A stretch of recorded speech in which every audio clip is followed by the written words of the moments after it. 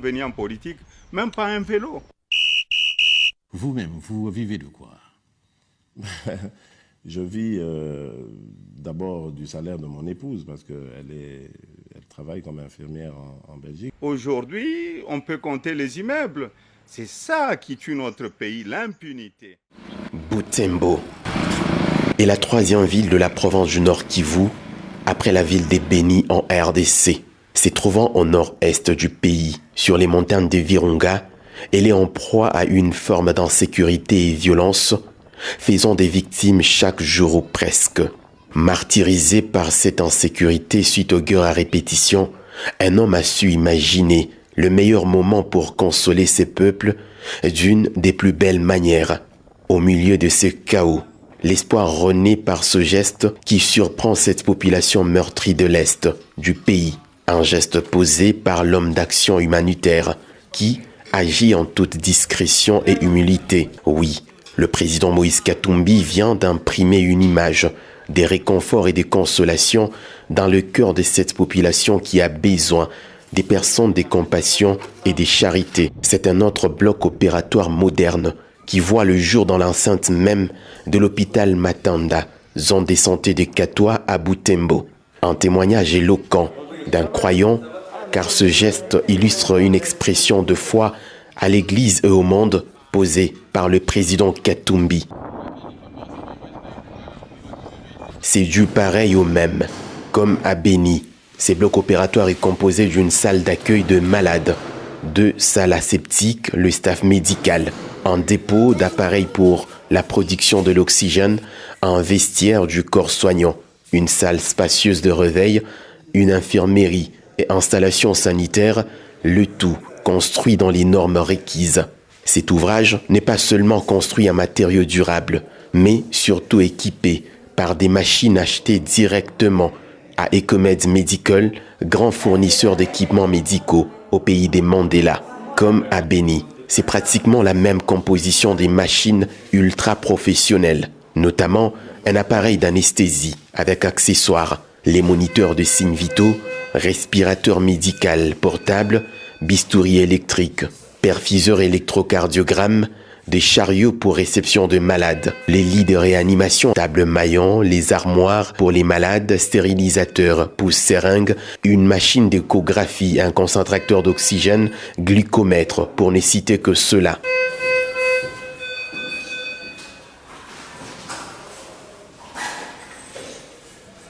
Déjà formés par une équipe d'experts des Ecomed Medical, ces personnels soignants louent à juste valeur la générosité du bienfaiteur. Nous ne cessons de dire merci à son Excellence Moïse Katumbi, car il a passé à notre pauvre hôpital de campagne, qui est aujourd'hui maintenant un hôpital de ville, un hôpital de référence. Doté des équipements de grande valeur en faveur de cette population, ces blocs va désormais sauver les vies humaines. Il y a des gens qui s'immortalisent par des œuvres grandioses et le président Moïse Katumbi vient de nous doter d'une salle d'opération équipée à matériel extra moderne. Ce lundi 12 décembre 2022, jour prévu pour la remise de l'ouvrage moderne, plusieurs personnalités ont répondu à l'invitation pour honorer ces dignes fils du pays.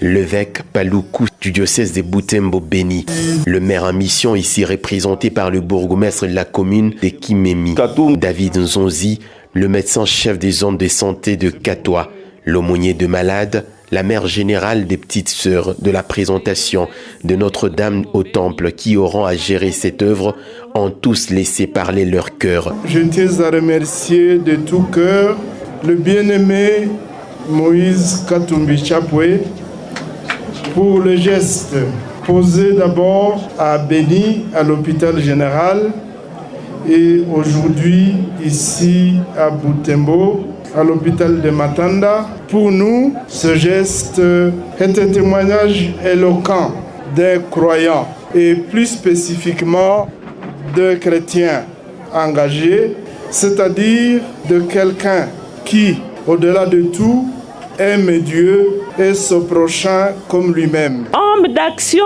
humanitaire qui agit à toute discrétion et humilité, il a concrétisé sa parole d'honneur d'aider cette population longtemps meurtrie par les affres de la guerre.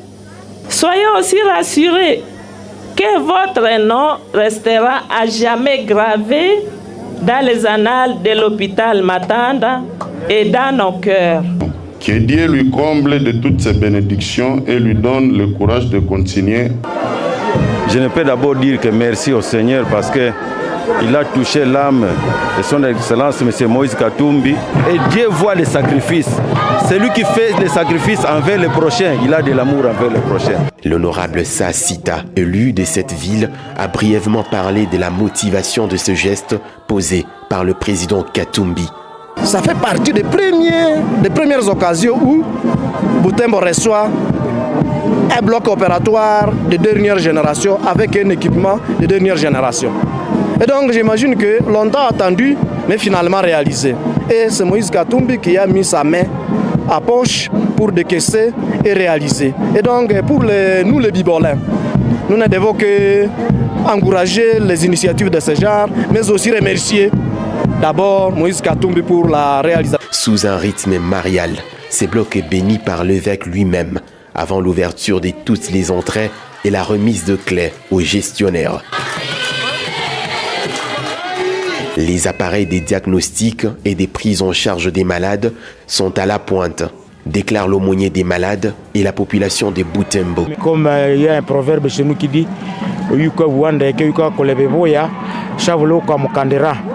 donc par là toujours de lui, et notre souhait que le Seigneur puisse le bénir, qu'il puisse bénir les œuvres de ses mains. On comprend effectivement que Katumbi a des visions. C'était visionnaire, que le Seigneur puisse lui donner pas seulement les visions, mais aussi des provisions. Et peut-être même que ce qu'il fait pourrait lui coûter cher si on voit telles que les choses, l'allure que prennent les choses dans notre pays. On a souvent l'impression qu'on veut écarter tout ce qui peut gêner. Si le Congo n'est pas un organe humain qui mérite d'être réparé, j'accepte. Et qu'à ce point que le président dise, ok, le peuple congolais, le Congo est un État dont son peuple mérite un pain. Combien de boulangeries de pain le président a-t-il fabriqué en 5 ans pour donner du pain au peuple congolais? Il tombe dans une contradiction discursive. D'abord, je ne sais pas c'est lui qui l'a conseillé cette communication. J'étais son conseiller en communication. Je lui demanderai de retirer ça très rapidement. Mais le président a vanté les prix Nobel ici pendant tout ce temps. Prix Nobel. Tout ça dans l'objectif d'adhérer à l'UDPS. Le jour où le prix Nobel refuse d'adhérer à l'UDPS, il arrête d'être prix Nobel. Il devient maintenant prix Nobel d'insulte. L'introduction de la question du genre. D'abord, c'est quoi le genre? Il y a un problème. Il faut opérationnaliser les cerveaux. Le genre. Le genre est d'abord un concept sociologique qui est pris en charge par le droit positif congolais, par la Constitution de la République démocratique du Congo. Les concepts genre existent dans la Constitution. Et genre, c'est d'abord l'égalité juridique de l'homme et la femme et leur égalité vis-à-vis des traitements institutionnels. C'est-à-dire, il n'existe pas une supériorité traditionnellement séparatiste entre l'homme et la femme. Pour institutionnaliser, dans l'objectif de la rationalité existentielle de cette question, on crée un ministère du genre, famille et enfants. Pour objectif, je crois que le président, je viendrai maintenant pour lire sur les commentaires, c'est le président qui a nommé une ministre à la tête. Je ne sais pas si cette ministre s'occupe de l'homosexualité. Je ne sais pas encore, je vais y revenir. Il n'existe pas un ministère du genre dans le monde conduit par un homme. On est d'accord? Parce que, on s'est dit, la femme comme une mère a la possibilité de regarder, de traiter les enfants d'égal à égal. de suivre la question des enfants et des familles de vulnérables au nom de la compassion féminine.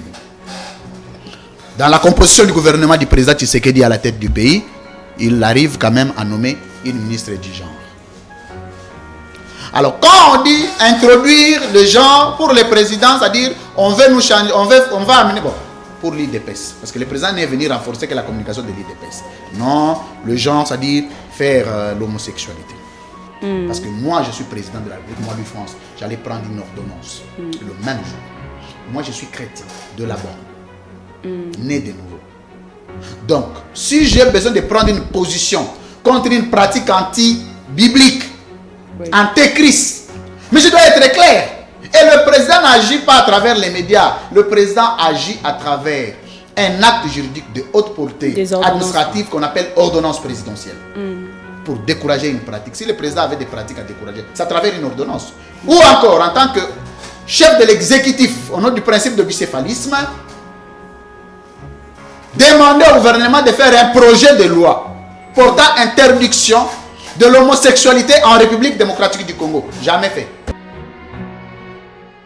Concret qui commence dans la marche vers la renaissance de la SNCC, et le gouverneur Moïse Katumbi Chapwe a tenu à y jouer sa partition et à soutenir cet effort réel de relance en se rendant aux premières heures de ce samedi 31 mai 2014 au village Lumata, à plus de 55 km de Lubumbashi, pour inspecter les travaux de confortement de la voie ferrée. Sur place, spontanément, les villageois ont accouru en nombre pour entendre parler l'honorable Moïse Katumbi qui les invite à s'approprier cet important projet don de la Banque mondiale.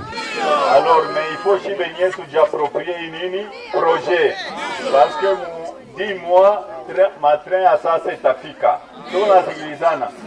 Nani va napenda tuishe hii projet.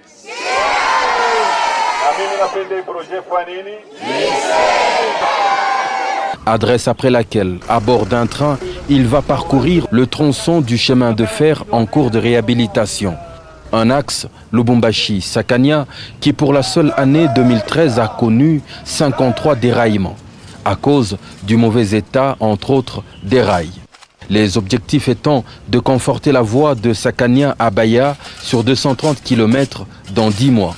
Une visite au cours de laquelle le gouverneur cheminot va se joindre aux travailleurs pour donner sa part à ces grands travaux. Tantôt une boureuse Jackson à la main,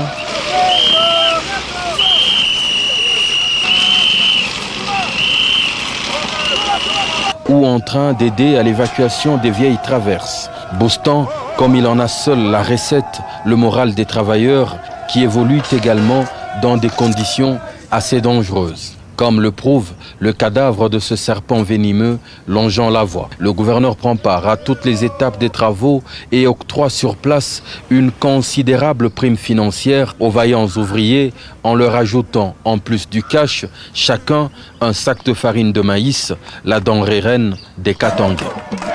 Nous sommes en train de nous approprier avec le gouvernement provincial ce qui s'est fait à la SNCC. Je voudrais sincèrement d'abord remercier la Banque mondiale parce que c'est un don de la Banque mondiale. Aujourd'hui, nous sommes décidés. Dans le temps, on ne pouvait pas aller parler ou aller visiter des chantiers où il n'y avait pas du matériel. Il y a eu le premier financement qui a été décaissé de 220 millions de dollars. Et vous allez me voir de temps en temps. J'ai donné des instructions à mon ministre d'être de temps en temps sur le chantier, encourager ces jeunes gens. La voie ferrée sur du côté Lubumbashi-Sakania, l'année passée, il y a eu 52 déraillements. 52 déraillements, c'est qui vous fait plus ou moins 35% du trafic. C'est pourquoi les miniers ont fui. Or, les miniers ont besoin de la voie ferrée. Parce que quand vous prenez un train, vous allez avec vos marchandises, avec le train marchandises, la tonne jusqu'en Zambie coûte plus ou moins, je crois, $50 la tonne, mais avec les camions, c'est plus ou moins dans les $160 la tonne. Donc, et les miniers sont en train de perdre de l'argent. Nous avons au niveau de la province 25 000 camions qui entrent chaque mois. Or, si le chemin de fer peut encore recommencer, c'est pourquoi nous allons nous donner corps et âme pour suivre le travaux de la réfection, de la réhabilitation de la voie. Comme ça, en ce moment-là, nous allons diminuer le nombre de camions parce que la route Kasumbalé, ça ne sait pas tenir 25 000 camions. Au maximum, c'est 5 000 camions. Et parmi tous ces camions, parmi les 25 000 camions, il y a plus ou moins 300 camions seulement de sociétés congolaises. Donc le Congo est en train de perdre du côté de la SNCC.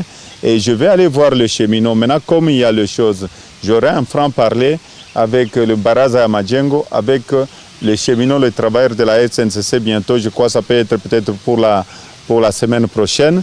Nous allons aller parler avec eux, voir quelles sont les difficultés, comment remonter ensemble ces difficultés.